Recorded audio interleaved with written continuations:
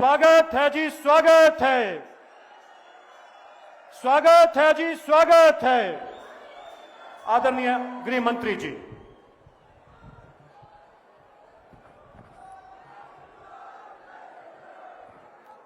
मेरे साथ बोलिए,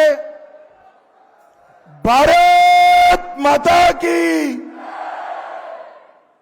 क्यों भाई, हमीरपुर वालों को क्या हो गया है? 400 पार करना है या नहीं करना है? मोदी जी को तीसरी बार प्रधानमंत्री बनाना है या नहीं बनाना है? अनुराग को फिर से जिताना है या नहीं जिताना है? तो भले लोगों, ऐसी आवाज नहीं चलती। दोनों हाथ उठाइए, उठाइए दोनों हाथ, विजय के संकल्प की मुट्ठी बींचे और प्रचंड आवाज से बोलिए, जय श्री राम, जय जय श्री राम। मंच पर उपस्थित श्री राजीव बिंदल जी, हमारे प्रदेश अध्यक्ष भाजपा, आज जिनको जिताने की अपील करने के लिए आया हूं, मेरे मित्र और आपके प्रत्याशी श्री अनुराग ठाकुर जी। ताली बजाओ भाई अनुराग के लिए। कूटलेहड़ से हमारे विधानसभा के प्रत्याशी भाई देवेंद्र जी भुट्टो जी, गगरेट से श्री चैतन्य शर्मा जी, बड़सर से इंद्रदत्त लखनपाल जी, मंच पर बैठे हुए हमारे सारे नेतागण, श्रीमान सतपाल सिंह सत्ती, हमारे पूर्व प्रदेश अध्यक्ष, और आज इस विशाल जनसभा में आए हुए प्यारे भाइयों, बहनों, माताओं और मेरे जिगर के टुकड़े जैसे युवा मित्रों, आप सभी को नमस्कार। भाइयों बहनों, सबसे पहले चिंतपूर्णी मां को प्रणाम कर मेरी बात की शुरुआत करना चाहता हूं। ये देवभूमि में स्थित सभी देवी देवताओं को गसोतेश्वर महादेव मंदिर, माता नैनो देवी मंदिर, ज्वाला देवी मंदिर, बाबा बालकनाथ का स्थान, ये सभी स्थित स्थानों को प्रणाम कर मेरी बात की शुरुआत करना चाहता हूं। भाइयों बहनों, 5 चरण का चुनाव हो चुका है। आज छठे का वोटिंग चालू है। 5 चरण का परिणाम जानना है क्या? अरे जोर से बोलो, जानना है क्या? देखो भाई, 5 चरण में मोदी जी 310 पार कर गए हैं, 310। और एक छठे और 7वें ने 400 पार कराकर मोदी जी को फिर से प्रधानमंत्री बनाना है। तो भाइयों बहनों, 400 पार की जिम्मेदारी किस पर है? ये 7वें चरण वालों पर 400 पार की जिम्मेदारी है, याद रखना। भाइयों बहनों, हमारा तो 400 पार हो रहा है। राहुल बाबा फिर एक बार 40 के नीचे सिमट रहे हैं, 40 के। और हमारे 3 विधानसभा के प्रत्याशियों को जिता दो, यहां पर भी कमल फूल की सरकार बनेगी। बनानी है या नहीं बनानी है? से बोलो, बनानी है या नहीं बनानी है? अगर कमल फूल की सरकार बनानी है, ऊपर और नीचे दोनों जगह हमारे चारों प्रत्याशियों को जिताना है, ये याद रखना भाई। भाइयों बहनों, आज जब मैं यहां आया हूं तब हमीरपुर वालों को एक बात कहना चाहता हूं।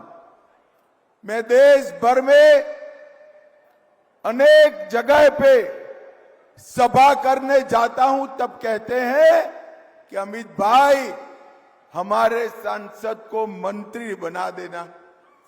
सारे देश भर में कहते हैं, मगर हमीरपुर वालों, मोदी जी ने आपको बना बनाया मंत्री देने का काम किया है।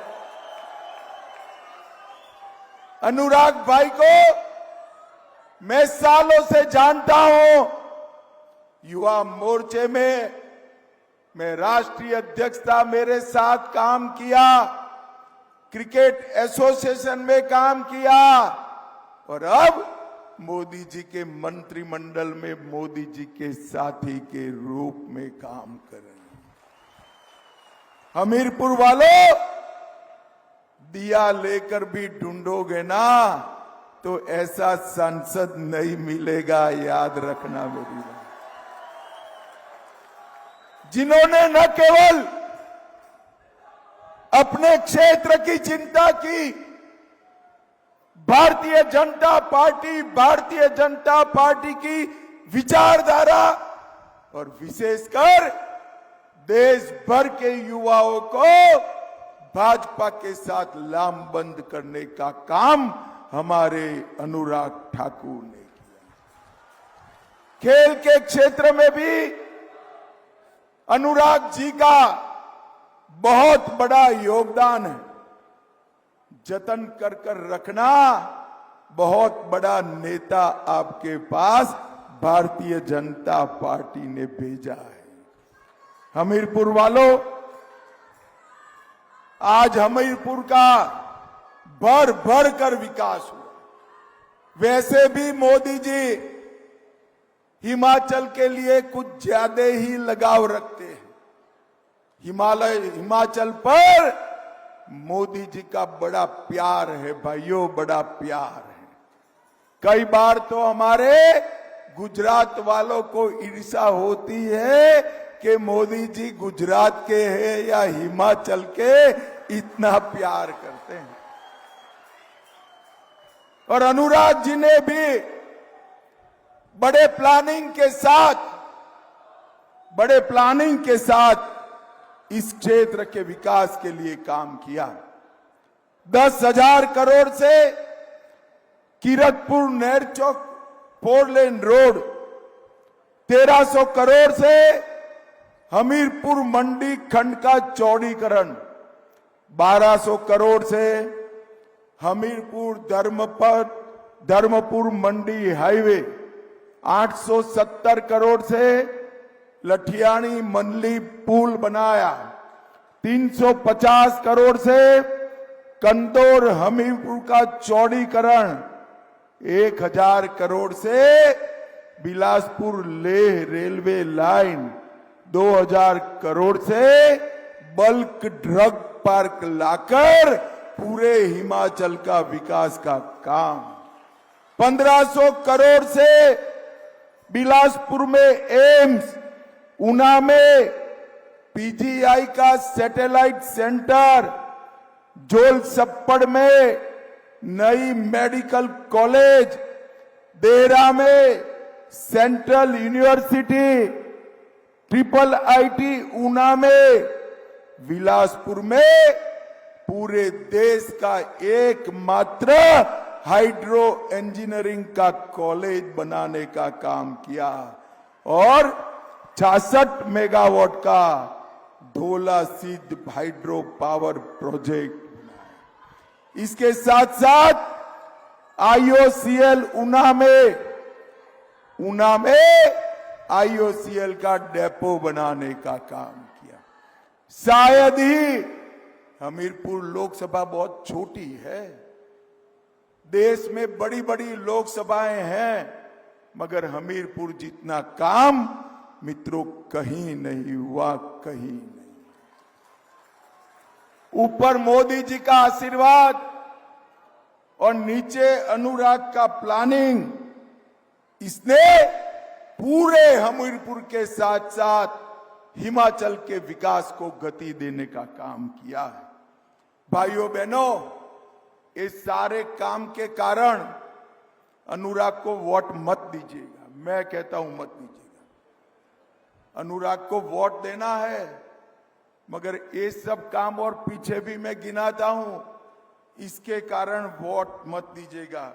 मुझे बताइए पहले, हिमाचल वालों, यहां से घर घर से सेना में जवान जाता है, मुझे बताओ पाक ऑक्यूपाई कश्मीर हमारा है या नहीं है? जोर से बोलो, है या नहीं है? ये कांग्रेस के नेता हमें डराते हैं कि पाक ऑक्यूपाई कश्मीर की बात मत करिए, पाकिस्तान के पास एटम बम है।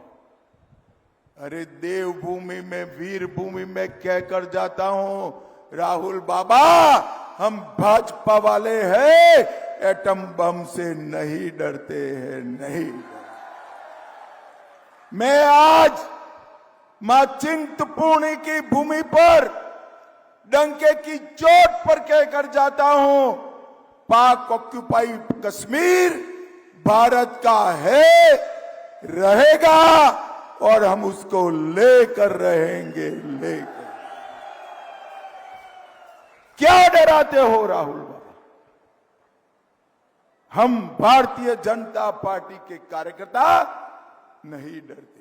आप संसद में भी डराते थे कि धारा 370 जाएगी तो कश्मीर में खून की नदियां बह जाएगी। राहुल बाबा, 5 साल हो गए, खून की नदियां छोड़ो, किसी की कंकड़ चलाने की हिम्मत नहीं है, कंकड़ चलाने। ये नरेंद्र मोदी सरकार है, ये भारतीय जनता पार्टी की सरकार है। मोदी जी ने इस देश में से आतंकवाद को समाप्त करने का काम किया है।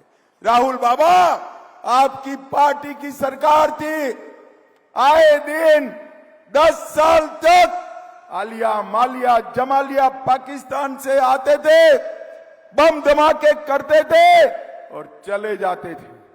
तुष्टीकरण की राजनीति के कारण अब कुछ नहीं करते। मोदी जी के समय में भी हुआ, उरी और पुलवामा में हुआ। मोदी जी ने 10 ही दिन में सर्जिकल स्ट्राइक, एयर स्ट्राइक कर पाकिस्तान के घर में घुसकर आतंकवाद का सफाया करने का काम। तब से लेकर ये आतंकवादी धमाका करना बंद करे। भाइयों बहनों, मोदी जी ने इस देश को नक्सलवाद से मुक्त कराने का काम किया है।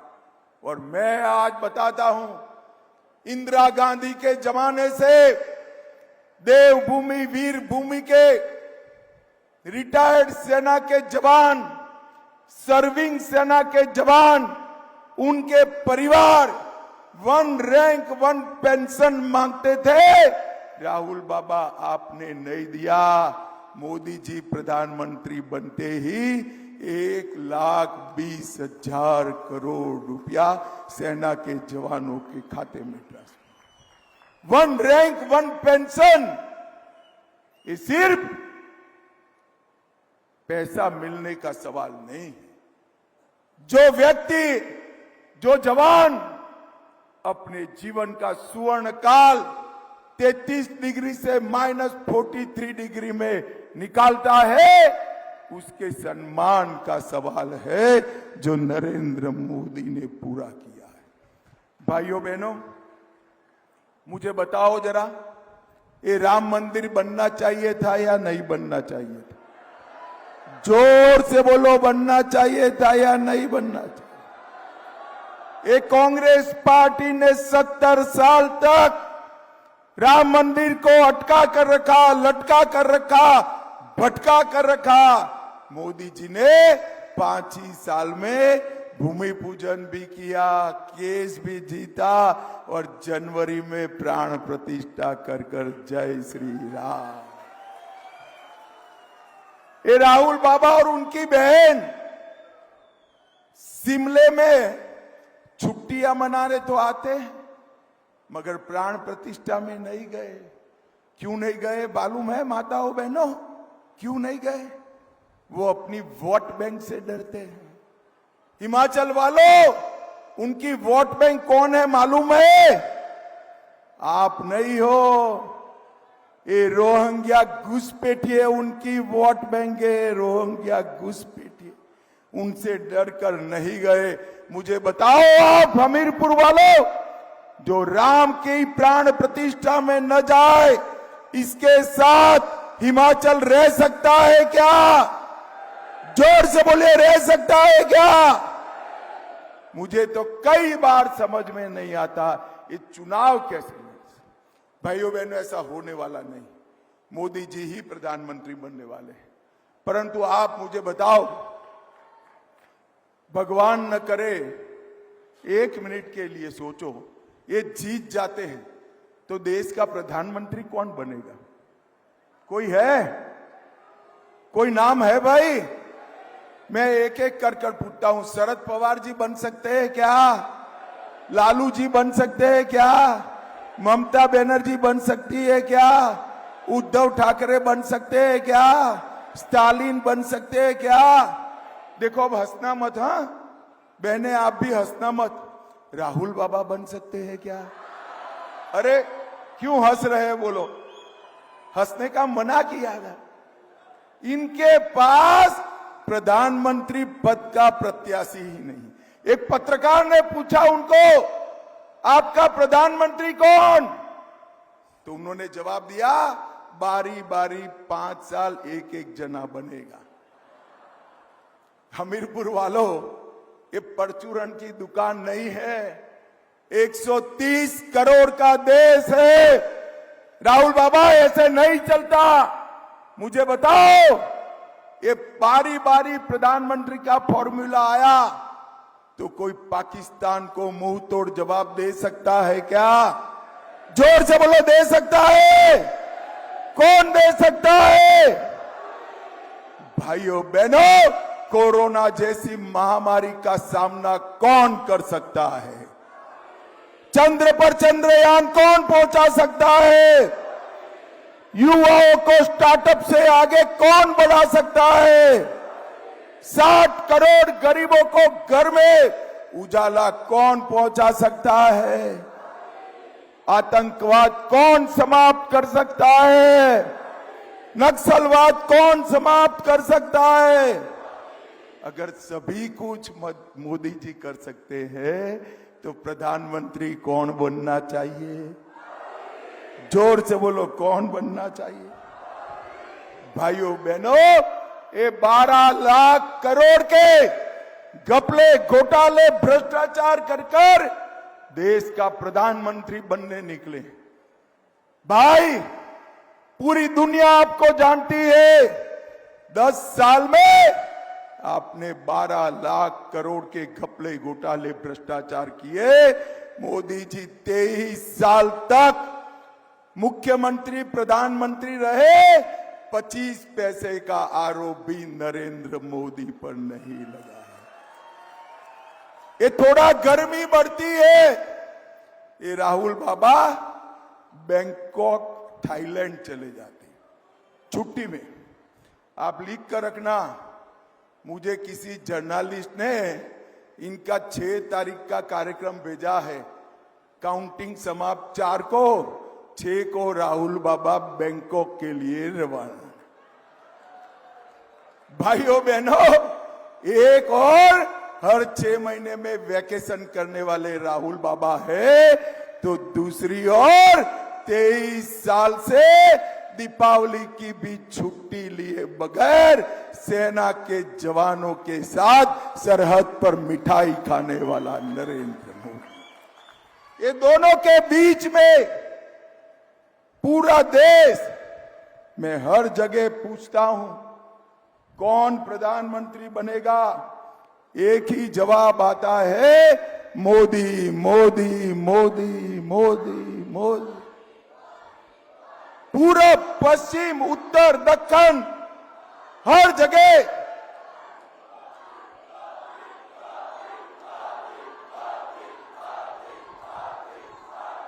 भारत माता की।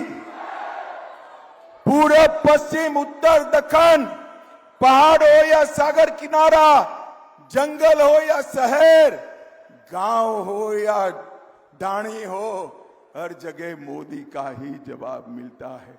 और एक कांग्रेस वालों को यहां के मुख्यमंत्री की वादा खिलाफी, महिलाओं को 1500 रुपया देना था, मिला क्या? जोर से बोलना, मिला क्या? 5 लाख नौकरी में से 2 लाख मिल जानी थी, मिली क्या? 300 यूनिट फ्री बिजली मिल रही है। गाय का गोबर 2 रुपये किलो खरीदने वाले थे, खरीदते हैं। 100 रुपये लीटर दूध खरीदने वाले थे, लेते हैं। हर गांव में मुफ्त इलाज हो रहा है भाई। और ये वादा खिलाफी करने वाले, घोटालाबाजी करने वाले, ताला लगाने वाले, सिर्फ हमीरपुर में स्वारघाट, बलसिना, लंबलू 3 कॉलेज बंद कर दिए, 1.5 साल में बंद कर दिए। भाई सरकारें कॉलेज खुलवाने के लिए होती है या बंद करने के लिए? मैं पूछना चाहता हूं। पर अनुराग जी कहते थे कि अमित भाई और मोदी ने 1700 करोड़ रुपया से ज्यादा पैसा, 3200 करोड़ रुपया भेजा है भैया, 3200। मगर ये सारा पैसा सरकार बचाने में ये चाऊ कर दिए, भ्रष्टाचार कर दिए। आप मेरी बात मुख्यमंत्री जी सुनकर चलो। हमारे साथ तो जो साथी आए उन्होंने इस्तीफा दिया है लोकतांत्रिक मूल्यों के आधार पर, और मोदी जी का नेतृत्व स्वीकारा है। जनता उनको फिर से चुनने वाली है और ये 6 साथी चुनते ही आपकी सरकार कड़डड़भूस होने वाली। भाइयों बहनों, हिमाचल के अंदर ढेर सारे काम मोदी जी ने किए हैं।